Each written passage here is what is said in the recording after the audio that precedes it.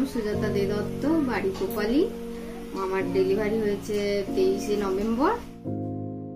ডেলিভারির সময় সমস্যা হয়েছিল, জল লিক হয়ে গিয়েছিল, তার জন্য আমার সিজার করতে হয়েছিল। আমার নাম পিয়ালি জানা, আমি গোপালিতে থাকি। আমার বেবি 15ই ফেব্রুয়ারি হয়েছে।